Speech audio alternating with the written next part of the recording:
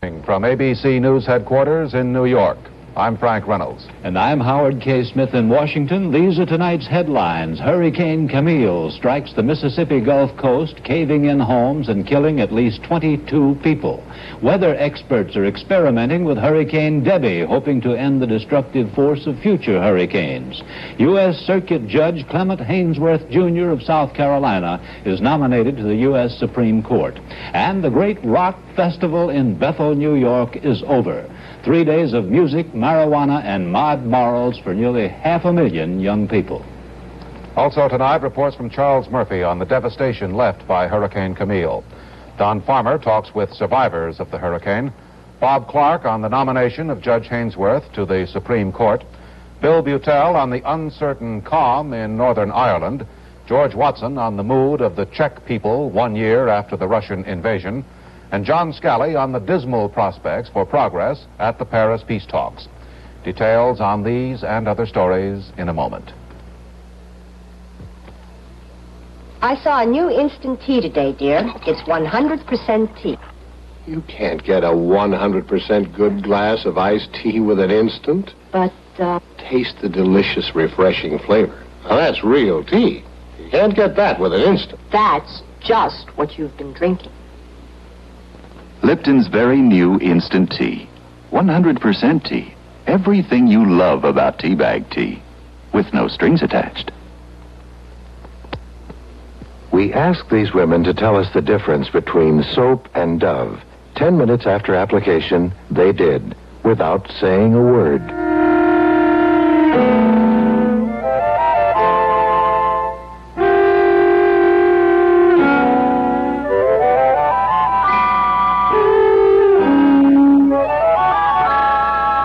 Dove is 1/4 cleansing cream. It simply can't dry your skin the way soap can.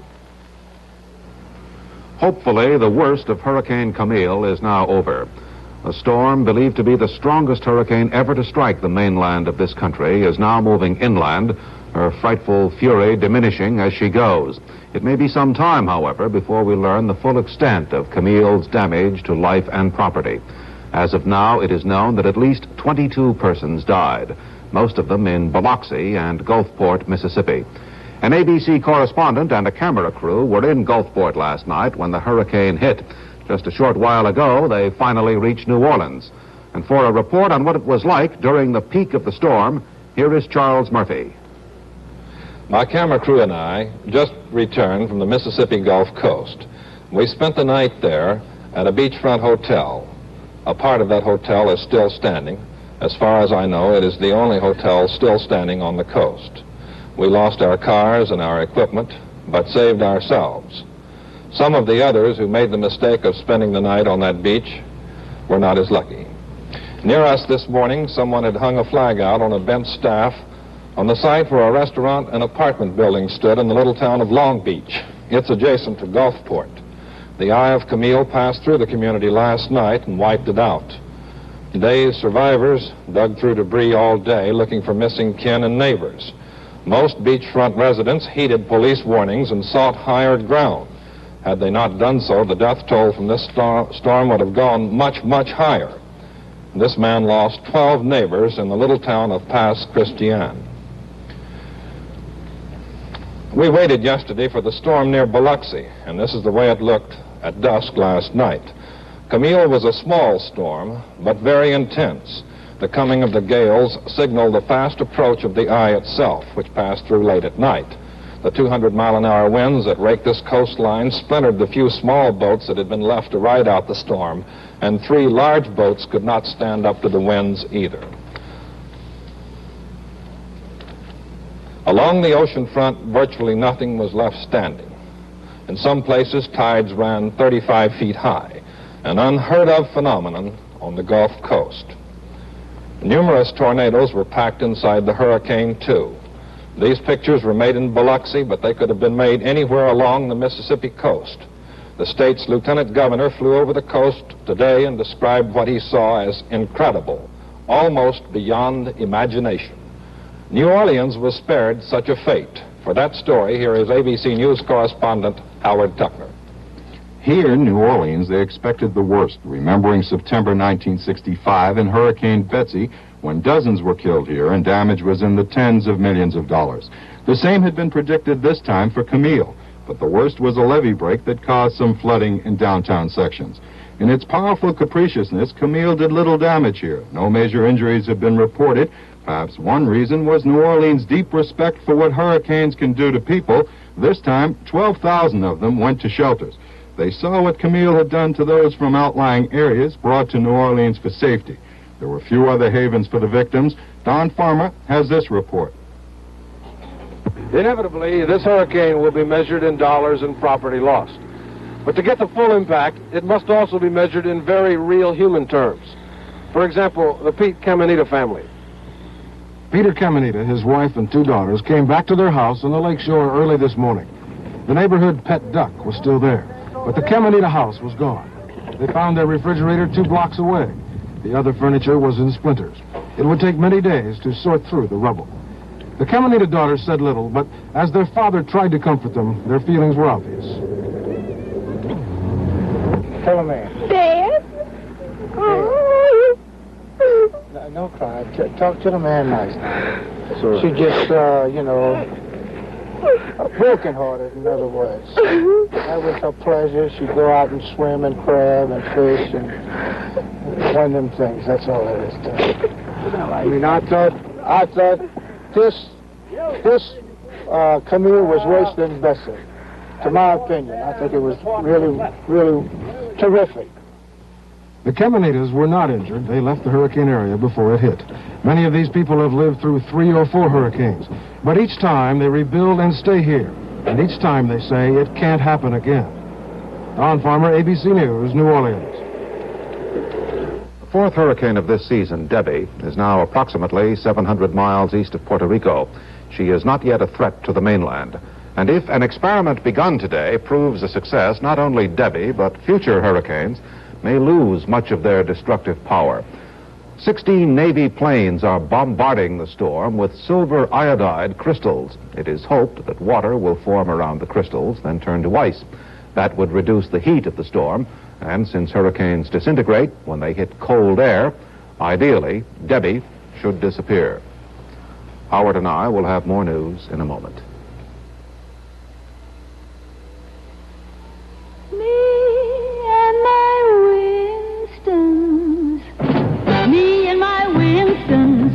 We got a real good thing, a real good taste. Me and my Winstons, me and my Winstons, we got a real good thing. Good taste. My taste and I agree unanimously. It's just gotta be my Winstons and me, my Winstons and me. Me and my Winstons, me and my Winstons. We got a real good thing. Wouldn't you like to feel this way about your cigarette? Change to Winston. Me and my Winstons, we got a real good thing. 'Cause my Winstons taste good like a cigarette should.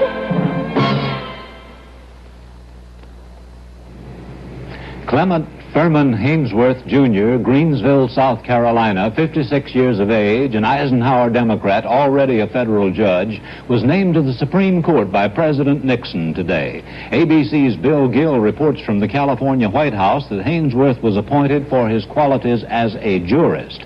A spokesman said his name was not cleared with Senator Strom Thurmond or with any other political faction. In Greenville, the nominee met briefly with reporters today, and ABC's Bob Clark was there. The president's choice for the Abe Fortas seat on the court is a quiet, sometimes shy Southerner whose hobby is growing camellias. He has a slight stammer, which excitement aggravates, and on this exciting day, he chose not to speak before microphones waiting in his office. He told me he'll say nothing about criticism of his judicial record until his Senate confirmation hearing. Some labor groups accused him of conflict of interest several years ago in what they regarded as an anti-union decision by his court involving a firm with which he had business dealings. Some civil rights leaders have called him a segregationist.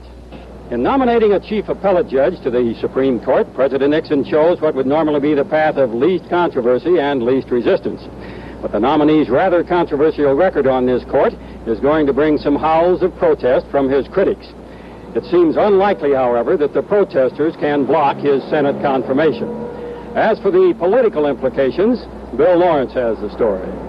Despite that pro forma White House denial, the evidence is clear that President Nixon paid another installment on his Southern political debts today by nominating to the Supreme Court a conservative Southern Democrat who turned Republican way back in 1956. The selection was a bow to Southern Republicans and those other Democrats turned Republican who ensured Mr. Nixon's nomination and subsequent election. Justice Haynesworth is a South Carolinian, but for the record, he was not the first choice of Mr. Nixon's key Southern lieutenant, Senator Strom Thurmond. But this may have been only a ploy to mute criticism of Thurmond's influence.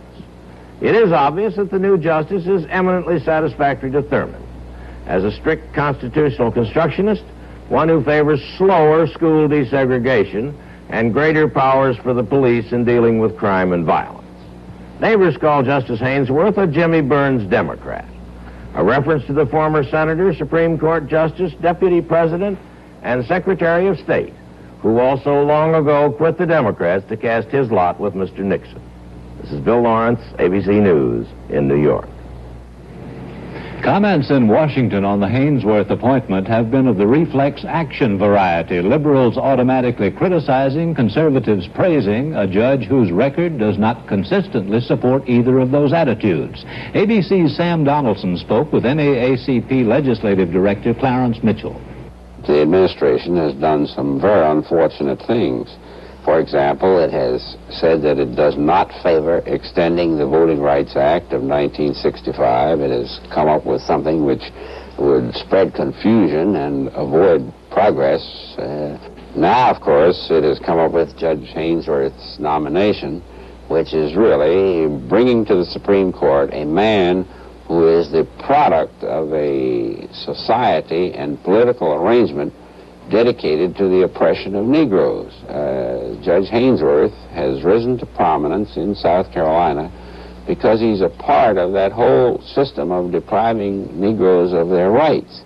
Now he will sit on the Supreme Court of the United States. Judge Haynesworth is acceptable to South Carolina's Strom Thurmond. However, his name was proposed to the president by the state's liberal Democratic Senator Hollings, who won his last election only by winning almost all the Negro votes in the state. With ballast like that on both sides, Haynesworth is not expected to have trouble getting confirmed. Frank and I'll have more news in a moment.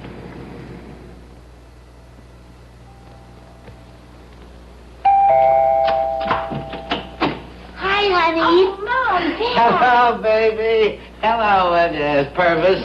That's Peter. This is your new apartment?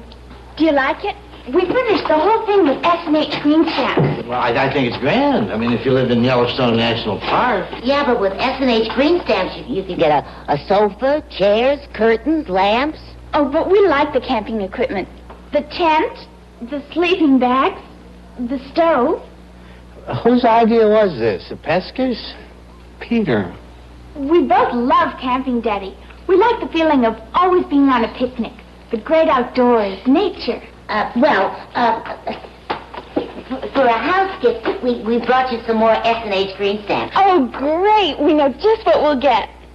So do I. Mosquitoes. S&H green stamps. The more you lick them, the more you like them. Well, I got my date. Tom, will you call Millie for me? Oh, man, that's bad form. Bad form, huh? What if he had crummy skin? Nobody's perfect. If inferiority complexion is putting you on the defensive, fight back with Clearasil, the most serious kind of acne blemish medicine you can get without a prescription. Hello? Somebody's... Do unto blemishes before they do unto you with skin tone Clearasil that hides or white vanishing that fights invisibly. Is there a better way to get relief when your nose is stuffed up? Tell us why you switched to Sinex from the leading nasal spray. It's this distinctive Vicks vapor again, is what I would say. Vicks. Vapors. When you use the Vicks Sinex, it feels very soothing. Then Sinex's decongestant goes to work. It opens up my nose. I've suffered for many years from hay fever conditions, and I know of no more refreshing relief. Try Vicks Sinex nasal spray and feel the difference. Northern Ireland was relatively calm today, but the British are increasing their troop strength to prepare for a possible renewal of the rioting there. Another 2,000 British soldiers will be sent to Ulster, along with a number of armored cars. This announcement was made as both sides, Protestant and Catholic, buried their dead today. Funeral services were held for 6 victims of the rioting. Here is a report from ABC's Bill Butel in Belfast. British troops have kept the peace for another night. But there's a hopelessness here in Belfast because the politicians don't seem to have any ideas about what can be done to make Catholics and Protestants live together in peace. Nearly everyone is sure that the moment the British troops leave, Belfast will explode again. The people are still happy to have the troops, but they can't stay forever. The honeymoon period cannot, I do not think, continue forever, obviously. We're perhaps at the peak now, where everybody's smiling and swapping cups of tea and all this sort of business and cracking jokes. But unless there is a solution or some hope for the future, and this is where the politicians have got to come in, the soldiers are not going to be welcomed on the streets for forever and ever. If the soldiers and the politicians do not bring the Catholics and Protestants together, and no one really thinks they will, violent death can again become a terrible part of the landscape of Northern Ireland. A machine gun bullet, fired by history, molded by the hatred and bitterness of 300 years, killed Peter Rooney on Thursday night. He was 9 years old. Eternal rest grant unto him, O Lord. May he rest in peace.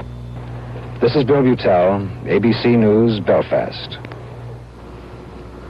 Trouble could develop in Czechoslovakia this week. Thursday is the first anniversary of the invasion by Soviet bloc troops. Despite orders to the contrary, Czech citizens have been demonstrating in various ways during the past several weeks, and some officials fear this could lead to another confrontation between Russian troops and the people of Prague. ABC's George Watson has just come out of Czechoslovakia after 3 days in Prague. Czech officials would not permit filming inside the country. And here is Watson's report from the Czech-Austrian border. Prague was standing beside Czechs weeping at the grave of Jan Palach. Palach was the young Czech student who burned himself to death to protest the Soviet invasion of his country. Today, his grave is an unofficial national shrine, covered with flowers, illuminated by hundreds of candles, visited by thousands. Yet Palach, after all, is a dead martyr. The Czech people have survived. 2 qualities have helped them through this year of defeat and humiliation. One is their sense of humor. For example, there's a story making the rounds in Prague that explains why Russian soldiers travel around in groups of 3. It seems they have one who can read, one who can write, and one to keep an eye on the intellectuals. Well, the Czechs are not strong enough to resist the Russians, but at least they can laugh at them. The other quality that has helped the Czechs is their ability to bend but not break. You see many young people in Prague today wearing crosses and religious medals, not so much because they are religious, but because to them religion symbolizes opposition to and detachment from the state. This same passive resistance is the theory behind the Day of National Shame on Thursday, the anniversary of the invasion. Those who take part are supposed simply to do nothing. This is George Watson, ABC News at the Czech border. Howard and I will be back with more news in a moment. I'm glad because my wash has a fresh, new clean. I'm glad because my white shirts look like new. I'm glad because now even stains wash right out. My mom's glad because I get awful dirty. It's New Fab, the only detergent with lemon fresh and borax and active enzymes to remove stains. They're always doing something good to Fab, it's true.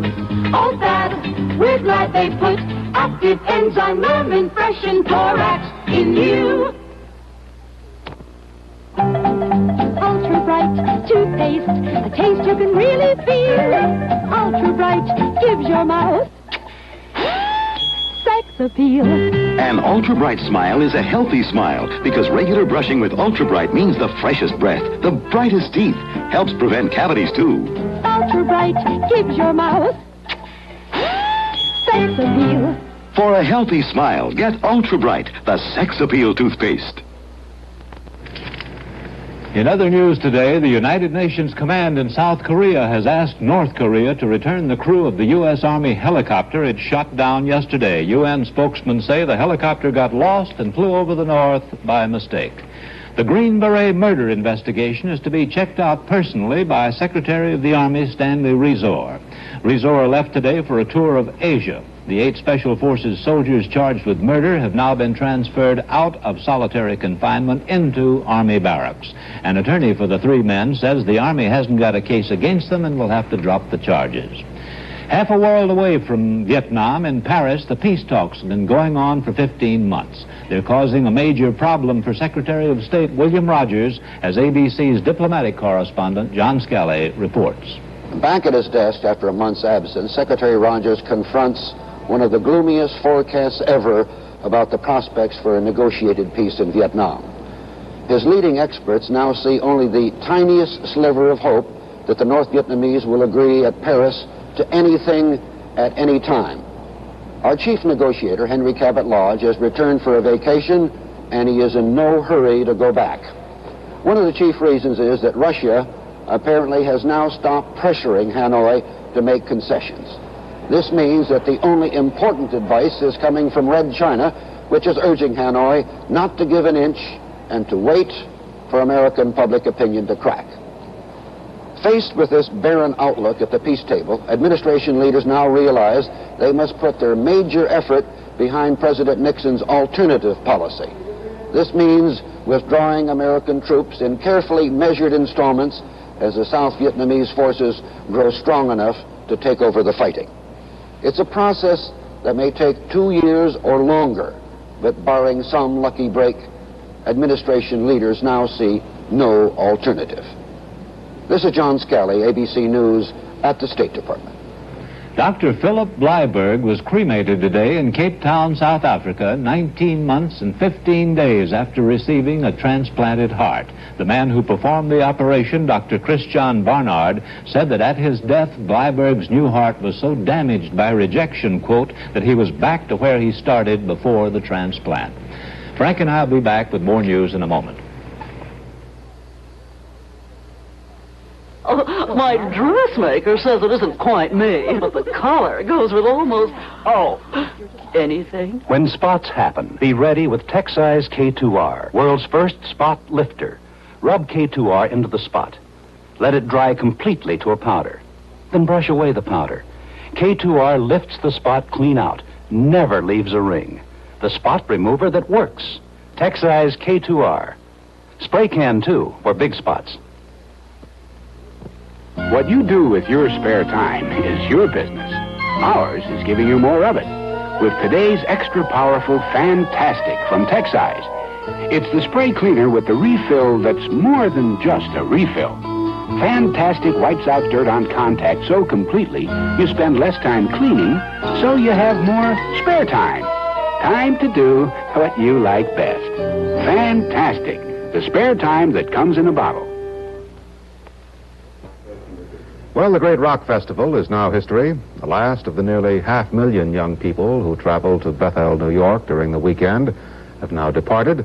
And the dairy farm where they listened to 3 days of rock music is quiet, except for the normal sounds of cows mooing. Here's a report on the last of the vibrations from ABC's Gregory Jackson. Last night the traffic was immense. But somehow, between dark and dawn, when the music finally stopped, they disappeared across the country. Although thousands remained on the rented 600-acre dairy farm, pitching in on the cleanup detail or just waiting out the crowd. The festival site is nestled in the heart of the Catskills resort area. The biggest town nearby is Monticello, and the townspeople, quite frankly, were terrified at the prospect of the hippie arrival. But before it was over, something happened in Monticello.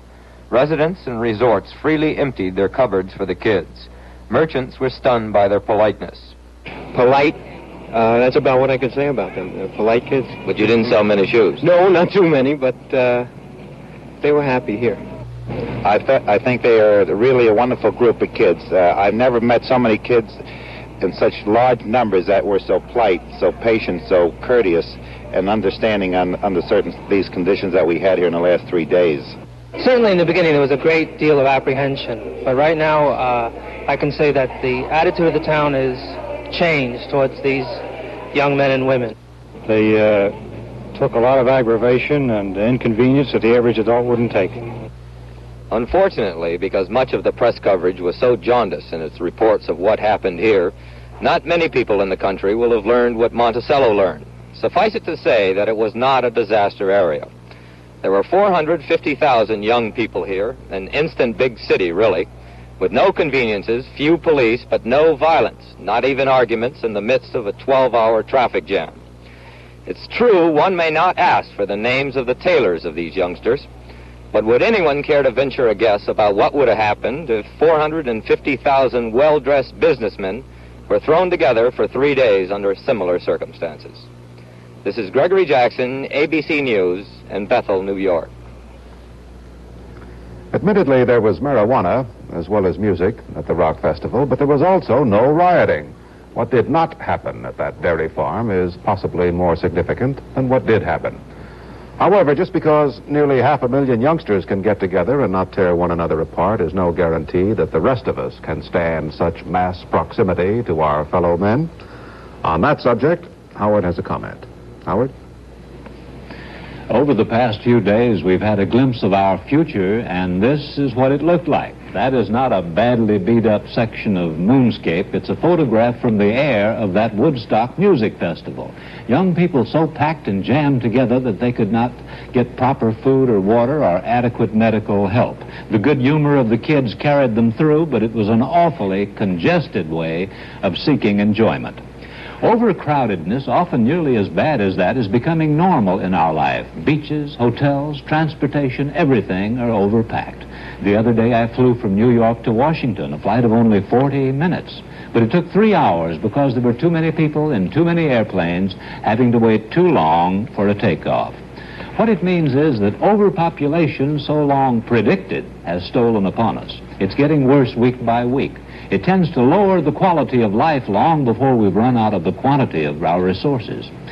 It is at the base of almost every problem we have. More and more people served by more and more cars and more industries pour poison into the environment at a rate that has now grown unmanageable.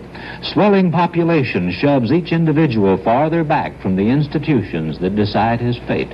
It makes students feel like things turned out by a factory, and voters feel they've lost all influence over their government. And these are the frustrations that are exploited to incite rebellions. Some worried people, leading Americans of both parties, put this ad in a Sunday paper. Whatever your cause, it's a lost cause unless we control population. Unless we really do something, Woodstock is a picture of all our futures. And the next Woodstock may have some ill-behaved adults in it and may blow up. Frank? Thank you, Howard. That's tonight's news and comment.